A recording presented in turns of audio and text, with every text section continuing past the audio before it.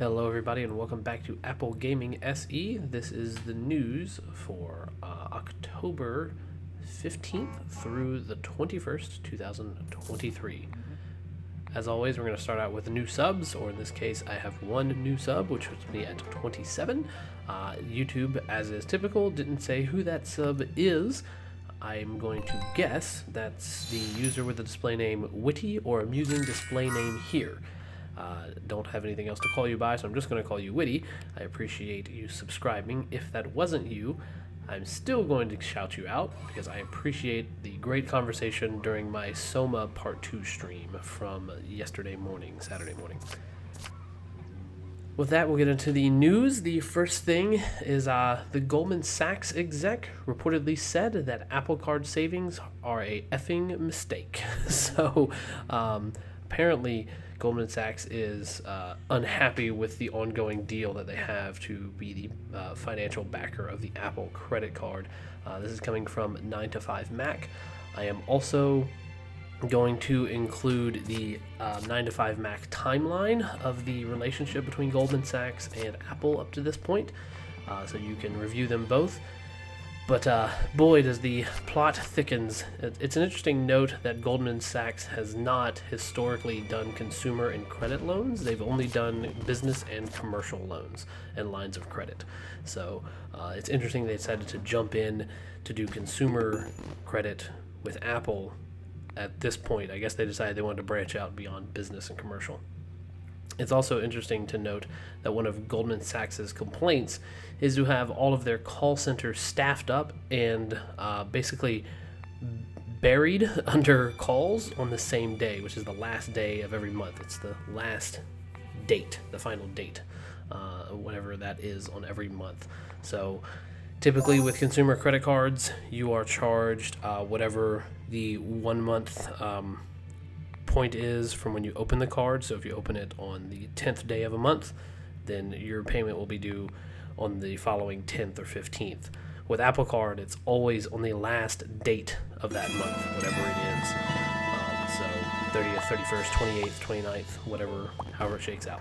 So Goldman Sachs, I guess, wasn't prepared for that. So it's interesting to see that. I didn't realize that was kind of like an industry norm to kind of spread out your payment dates across the entire month. It makes sense, but I just never thought about it. I also think it says something about Apple's desire to improve their customers' experiences, even at the expense of all their other partners and stakeholders. While not a universally true statement of Apple, I do have concerns over Apple's supposed ad business that is in the works. However, I think that Apple is better than any other company out there, at least as far as the tech industry is concerned. I think they look out for their consumers a little bit better than most. Apple announced a new USB-C Apple Pencil this week. 9to5Mac's headline is that the Apple Pencil lineup is finally as confusing as the iPad lineup, which is, until I actually read the article, I didn't think that was a true statement. But now that I have, I'm like, oh, well, there's a lot of ins and outs to what is and is not compatible with the USB-C Apple Pencil. To me, however, after giving it a little consideration and listening to some podcasts, I think that this particular model of pencil is quietly intended to be for the education market. It's normally priced at $79, but for education it'll be $69. So long as it's not as long as the schools or the education group is not using iPad 9s and older, it should be fine. This unfortunately includes me because I have an iPad 8, so I will not be getting the new iPad Pencil either. And lastly, for interesting news for this week for Apple, Tim Cook turns up at a Chinese game tournament as the company is caught in a diplomatic crossfire. This too is also coming from 9to5Mac, but Bloomberg and Forbes, a lot of others, CNN, all covered Tim Cook being over in China. So to me, this kind of makes sense for Apple a little bit, from the perspective that Apple is pushing games on their iPhones. And since the game tournament that he was at, which is Honor of Kings and Arena of Valor are both cross-platform. It makes sense that Apple or Tim would be there, or at least Apple in general would have some kind of presence there and say, hey, look, you can game on an iPhone just as well as you can game on any of these other Android devices. So, surprised that Tim Cook himself showed up. Tim Cook is not who you think of when you think of a face to put as an executive to put on the face of gaming. He's not. Who is it? Who's Xbox's guy? Not Phil Schiller? Is it? I can't remember who Xbox's guy is. There's Matt Cerny is for PlayStation. So anyway, just a kind of an oddity to have Tim Cook himself go. There's no real face of gaming at Apple, so they got to figure out an identity there. I do think it again leads evidence to the idea that Apple is serious about gaming on their platforms. So I'm happy to see it. Moving on with that, though, I also think that Tim Cook is likely trying to shore up his relations with their Chinese partners due to recent sanctions on U.S. chip sales to China. While in China, Cook announced that Apple is making a $3.4 million US donation to the Chinese Rural Development, which is approximately 25 million yuan.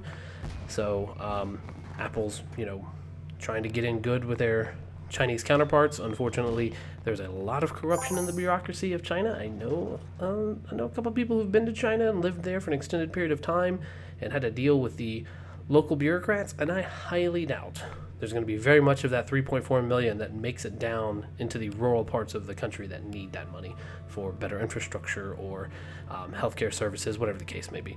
So it almost, not to be too cynical, and I don't think this is Apple intentionally doing this. You can read it that way if you're especially cynical, but I think that it's almost like a payoff to the bureaucrats, right? So I don't think Apple is intending it that way, but I think it might ultimately end up being that. At the end of this, I think Cook is trying to keep the iPhone supply lines as stable as possible while Apple diversifies. Eventually, Apple will have to look to India and Vietnam and partly the US as well to get these things, especially as the divide between the US and China continues to expand slowly but surely. China, for its part, is also trying to keep businesses in China and under Chinese influences in order to retain all of their investments due to the Belt and Road Initiative. They have a lot of infrastructure that ties them to Africa and Europe. So and of course, the United States is their biggest sales market for their services and their manufacturing. So they are definitely trying to keep the U.S. as placated as possible, but in China, business that's too big is bad business. They don't want anything that could potentially challenge the party authority, so they rein in large corporations really quick. So it's again, we're just looking at geopolitics as tying into the rest of the world here. And finally, as a matter of touching on a theme from last week, Tim Cook apparently posted a night vision shot from an iPhone 15 Pro Max, and it started an online flame war where many Chinese netizens compared it to the Huawei 60. So Huawei just announced their new phone as well, and they were comparing the iPhone 15 Pro Max to the new Huawei device, and to no great surprise, like I was saying last week, there's a rise of nationalism globally, but in China it's much more ingrained and reinforced in their culture. So whether you can go look at the pictures yourself and make a decision for you, which ones you think are better. Max Tech does really great comparison videos, like blind photos.